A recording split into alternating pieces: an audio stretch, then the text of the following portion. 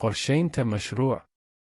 Marka aad gacanta ku hayso mashruuc noocuu doono ha noqdee, ka bilow adigoo liis ka samaynaya tallaabo walba oo ay tahay inaad ku dhammayso mashruuc bilow ilaa dhammaad. U kala saar mashruuca sida uu kala horeeyo iyo sida uu isugu xidhiirsan yahay. Ka dhig mashruuc waraaqada hortaada taala ama kombuyuutarka si aad u arki karto tillaabo walba iyo shaqo walba. Kadibna bilow hawsha halkiiba mar. Waxaad la yaabi doontaa inta aad ku qaban doonto qaabkan.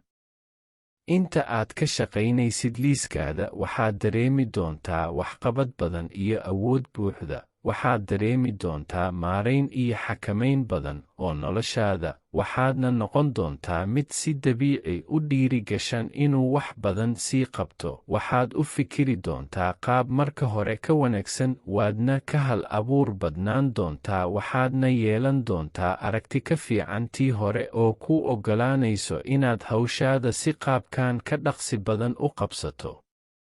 Inta aad liiskaada sida tartiibta ah ugu shaqaynayso, waxaad horumarin doontaa dareen ah xaalad hore u socod wanaagsan oo ku oggolaanaya inaad ka hortagto caajiska. Dareenka horumarka ah wuxuu ku siinayaa tamar badan, wuxuuna kugu caawinayaa inaad maalinta saas ku dhammaysato.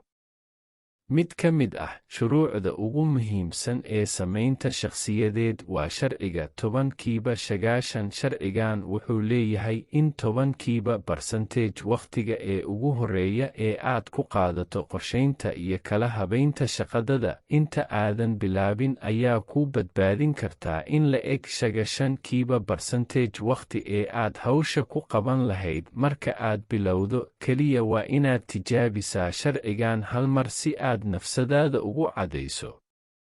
Marka aad maalin walba horay u sii qorshayso, waxaad helaysaa inay fududahay inaad sii wado oo aadan joojinin. Hawsha waxay u soconaysaa si dhaqsi leh oo jilicsan, qaab ka duwan markii hore. Waxaadna dareemaysaa awood saa'id ah iyo waxqabad. Waxaadna wax u qabanaysaa si dhaqsi badan sida aad filanaysay. Maraan dheerayna, waxaad noqonaysaa qof aan la joojin karin.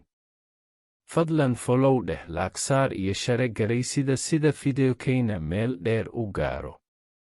Haddaad naga dawanaysid page-kayna Facebooka ku leynahay ee Cabdishakuur Maxamed Idris, anagana waxay inuu tahay dhiirigelin, ama YouTube kayna King Shakra.